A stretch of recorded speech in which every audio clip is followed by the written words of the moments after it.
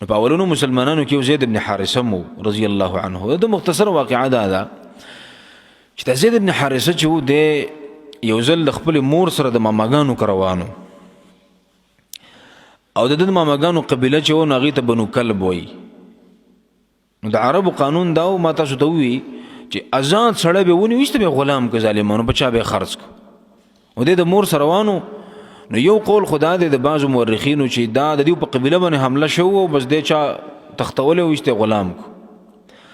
او دویم راجح روایت دا دی د محققین علماو په نسبت باندې چې نه د مور سره په لار باندې روانو ماماګانو کتو په لار پسې کسانو حمله وکړه د مور او دی ونیول مور ول واپس پرېښود دی ته پټ کړه ایسته او د ځان سره یې ویوړو او بیا رال په یو ځای نه بل ځای ته منتقل کړه د بل ځای نه بل ځای ته منتقل کړه د بل ځای نه بل ځای ته منتقل کړه او بیا آخر کار نبی صلی الله علیه وسلم لراغلی دی.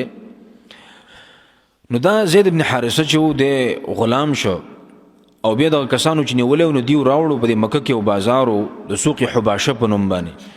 دغه حباشه په بازار کې ایسته خرڅ کړو او بیا آخر کار د حکیم ابن حزام رضی الله عنه دو واغسته د خپل ترور د پاره د پلار خورې وه او ترور یې څوک وه خدیجة الکبرا رضی الله عنها چې د پیغمبر علیه السلام بیبي وه. دا د حکیم ابن حزام رضی الله عنه ترور وه د پلار خورې وه. نو هغه راغی ویسته دی واغسته خپل ترور لی ورکړ دا ما تاله واغسته خدمت به کوي. او بیا خدیجه رضی الله عنها چې وا چې کله هغې د دې په لاس باندې ورغی نو دغه ډېر عجیبه خویونه پکې وو په دې ځایت کې. نو چونکې دا خو د پیغمبر علیه السلام سره نکاح شوی وه نو هغې راوستو ایسته نبي علیه السلام نه په تحفه کې ورکړي دا ما تا ته ډالۍ کړو ستا خدمت به کوي ستا غلام شو. ځکه چې دواړو ډېر مینه او محبت و.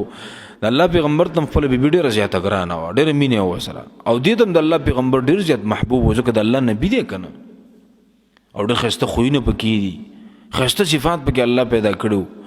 نو بس ایسته ورته یې راوړو غلام هدیه کې وله ورکړو. دلته علماو لیکلی دي چې ښځې له پکار دي چې کله کله خاوند له په تحفه کې څه شی ورکړي او خاوند له هم پکار دي چې کله کله ښځې له تحفو ډالۍ راوړي ښه او که دا کور کې د مینه او محبت په دې باندې پیدا کېږي. چا غریب و ته چې په کال کې جوړه جامې وي او دی ورته د غرګي نه لاندې وځي که نه چې ته خو داسې سړي لور نه یې او ته داسې او ته هغسې دا غلطې خبرې دي. ګوره نبی صلی الله علیه وسلم فرمایي وایي چاله ډالۍ او تحفه ورکول په دې باندې مینه او محبت سیوا کېږي. که ته وایې چېرې د پلاني په مینه کې په پلاني زړه کې زما دپاره مینه پیدا شي نو څه د خپل وس مطابق څه تحفه واله وغلی ورکړه ډالۍ کوه ته وایي دا ستا شوه.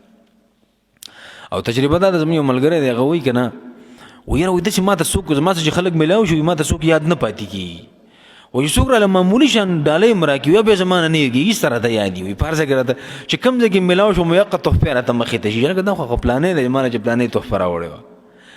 نو هغه به وایي ویل چې که چا باندې ځان پېژندل غواړې که نه نو ویل داسې معمولي شان تحفه وله واله ورکړه بس ویل بیا به دې ته نه یېر کېږي دومره زبردسته شی دی. نبی صلی الله علیه وسلم وی تاسې تحادو تحابو یو بل ته هدیه او تحفې او ډالۍ ورکوئ نو ستاسې په منځ کې به الله مینه او محبت پیدا کړي. نو که خاوند چېرته بهر تللی دی په سفر باندې تللی دی بازار ته وتی دی که نه او دی را روان دی او ښځې له به وړه شان تحفه او ډالۍ واغسته او بیا له پټه شان ورکړي دا مې تاله راوړې ده نو مړه څونه مینه به ورسره خپله ښځه کوي. په دې باندې کورونو کې مینه او محبت سیوا کېږي. نو دا زید بن حارثه چې و دا خدیجه رضی الله عنها نبی علیہ السلام ته ایسته په تحفه کې ورکړو ویل دا ستا شو.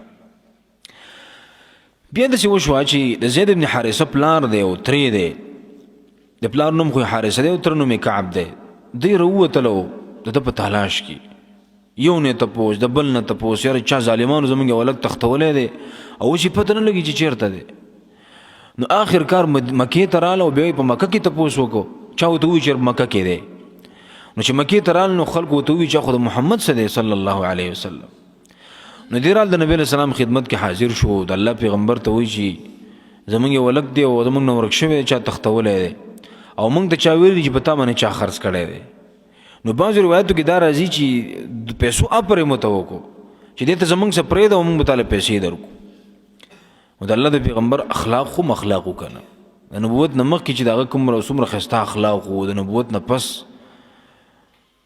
چې الله یې صفت کړی دی انک لعلی خلق عظیم ته د ډېر اوچتو اخلاقو مالک یې. الله تعالی ډېر ښایسته اخلاق درکړي، ډېر ښایسته خویونه د پکې الله پیدا کړي.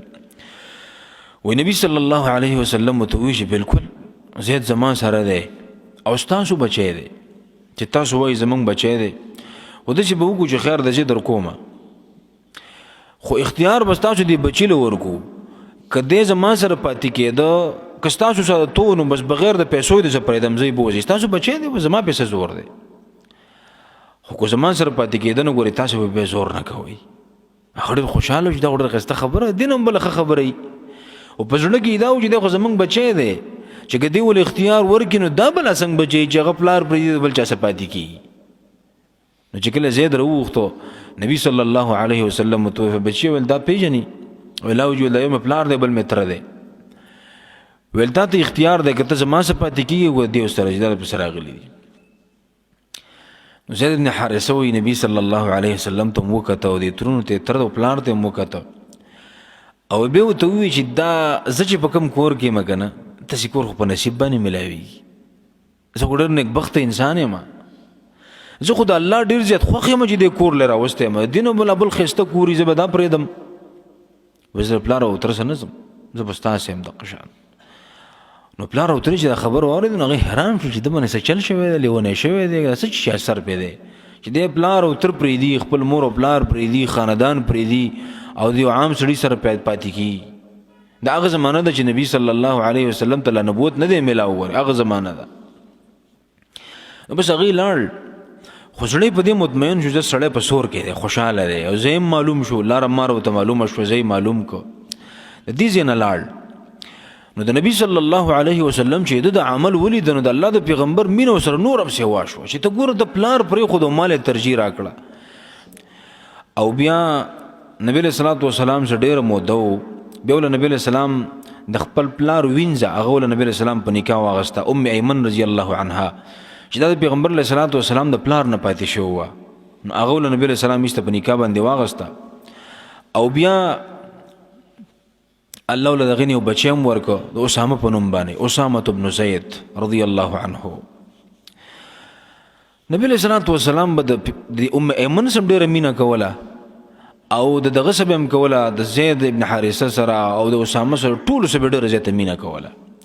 او وروسته بیا راشي چې په بعضو روایتو کې دا راځي چې نبی علیه صلات وسلام به دی په جهادونو کې به دی او د زوی اسامه دا به اکثر مشران کړي وسته، یو خو دوی د جنگ ډېر زیات ماهر و. او نبی علیه السلام فرمایل دوی الله د مشرۍ دپاره پیدا کړي دي، بس دوی ډېر ښه صلاحیتونه یې به پلار وزوي کي. او رسول الله علیه صلات وسلام چې کله وفات کېده یو لښکر یې تیار کړی او د هغه لښکر مشر یې اسامه مقرر کړی او داسې لښکر و چې په دې کې ابوبکر رضی الله عنه، په دې کې عمر رضی الله عنه، په دې کې علي رضی الله عنه، یعنې دا لوی لوی خلک پکې و او دې کشر و، ایله بلوغ ته رسېدلی و او نبی علیه السلام پې ته مشر کړی، دی بس تاسې مشري کوي. اسامه بن زید دومره اوچت انسان و، دا دومره اوچت مقام الله دله ولې ورکړی و. ګوره پلار یې پرېښود او د پیغمبر ملګرتیا یې ترجیح ورکړه. اسلام کې د هر چا نه مخکې شو، الله له څومره اوچت مقام ورک، آزاد شوی غلام دی خو الله څومره عزت ورک، څومره لوی مقام ول الله تعالی ورک. مفتي محمد إبراهيم